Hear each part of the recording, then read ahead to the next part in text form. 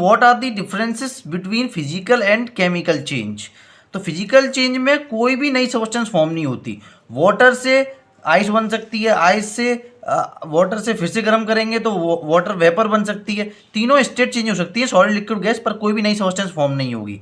लेकिन chemical change में नई सब्सटेंसेस फॉर्म होती हैं। जैसे हर चीज़ कार्बन से मिलके बनी होती है, वुड या जो भी वैक्स वगैरह कुछ भी, तो उसको अगर मैं जलाऊंगा, कार्बन को ऑक्सीजन की प्रेजेंस में जलती है हर चीज़, तो CO2 गैस प्रोड्यूस होती है। तो देखिए इन दोनों से मिलकर एक नई सब्सटेंस फॉर्म हुई, वो भी नई स्टेट में। कार्बन यहाँ पे सॉलिड में था लेकिन अब CO2 गैस बन गई। ठीक है। Physical changes mostly reversible changes होते हैं, ये रिवर्स किए जा सकते हैं। केमिकल चेंजेस इरिवर्सिबल होते हैं मोस्टली, रिवर्स भी किए जा सकते हैं, बट उनमें केमिकल डाल के, एक्सटर्नल केमिकल डाल के ज़्यादातर है वो रिवर्स किए जा सकते हैं, और बहुत से तो इरिवर्सिबल ही होती हैं। जैसे कोई भी चीज़ अगर आपने जला दी तो CO2 की फॉर्म, CO2 उसमें गैस बन के उड़ गई और पीछे उसके ऐश बची यानी राख बची, तो आप उससे वापस वो लकड़ी प्रोड्यूस नहीं कर सकते। तो ऐसे चेंजेस इरिवर्सिबल चेंजेस होते हैं। फिजिकल चेंजेस में आते हैं मेनली किसी भी चीज़ की गंध बदल जाए गर्म करने से, स्मेल चेंज हो जाए, फिजिकल स्टेट चेंज हो जाए, ठीक है, और डेंसिटी चेंज हो जाए, वॉल्यूम चेंज हो जाए। फिजिकल स्टेट माने केवल सॉलिड से लिक्विड तक, लिक्विड से गैस तक, केवल यही चेंज होगा, पर कोई भी नई सब्सटेंस फॉर्म नहीं होगी फिजिकल चेंज में। अब डेंसिटी ऑफकोर्स बदलेगी, गैस की डेंसिटी कम होती है, लिक्विड की डेंसिटी ज़्यादा होती है। ठीक है। अब लेकिन केमिकल चेंज में कंपोजिशन ही बदल जाती है। यहाँ पे कार्बन था, यहाँ पे केवल ऑक्सीजन था, लेकिन यहाँ पे बिल्कुल ही नई सब्सटेंस फॉर्म हो गई जिसमें कार्बन और ऑक्सीजन दोनों मिलकर अब एक मॉलिक्यूल बना रहे हैं। तो इनकी कंपोजिशन बिल्कुल चेंज हो गई, लेकिन यहाँ पे कोई कंपोजिशन चेंज नहीं हुई। यहाँ पे स्टार्टिंग में भी आइस में भी वाटर था, लिक्विड में भी वाटर है, वेपर में भी वाटर है। ठीक है। तो यहाँ कोई भी कंपोजिशन चेंज नहीं हुई।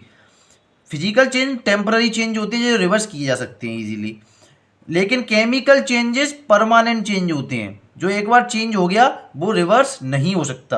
कुछ रिएक्शंस हो सकती हैं लेकिन वो भी एक्सटर्नल केमिकल डालने से। ठीक है।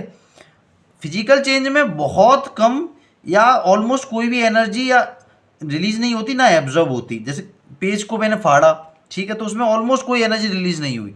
ठीक है, केवल पेज नॉर्मली फट गया। ठीक है।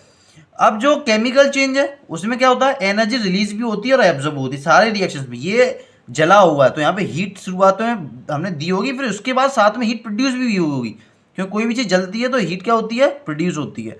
ठीक है। तो केमिकल चेंज में हीट रिलीज भी होती है और एब्जॉर्ब भी होती है।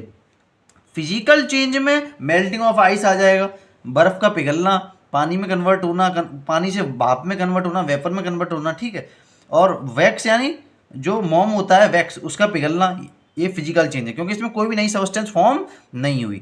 अब देखिए एक बहुत कंफ्यूजिंग क्वेश्चन है, पेज का फटना, टीयरिंग ऑफ पेपर, क्या ये फिजिकल चेंज है या केमिकल चेंज है? क्योंकि एक बार आपने पेज फाड़ दिया तो फिर तो आप उसको वापस नहीं चिपका सकते। ठीक है। तो लेकिन ये फिजिकल चेंज में ही आता है, क्योंकि पेपर को फाड़ने में कोई भी न्यू सबस्टेंस, कोई भी नई सबस्टेंस फॉर्म नहीं हुई, तो ये भी किसमें, फिजिकल चेंज में ही कंसीडर किया जाएगा। अब केमिकल चेंज में लकड़ी का जलना, फ्रूट्स का पकना और कैंडल का जलना, ये सब केमिकल चेंजेस हैं, ये रिवर्स नहीं किया सकते। बट देखिए जो बर्निंग ऑफ कैंडल होती है ये थोड़ा सा इंटरेस्टिंग है, इसमें दोनों चेंजेस होते हैं। ठीक है। जैसे कोई भी कैंडल जलती है तो आपने देखा होगा जो वैक्स होता है वो पिघल पिघल के नीचे आता रहता है, तो ये केवल जो मेल्टिंग हो रही है ये कंसिडर किया जाएगा फिजिकल चेंज में। ठीक है। और जो वैक्स जलता जा रहा है, वैक्स भी कार्बन ही होता है, तो वैक्स जो पूरा पूरा जलता जा रहा है ऑक्सीजन की प्रेजेंस में, वो CO2 धुआं प्रोड्यूस करता जा रहा है, स्मोक प्रोड्यूस करता जा रहा है, तो ये नया सबस्टेंस फॉर्म होती है, तो ये केमिकल चेंज कंसिडर किया जाएगा।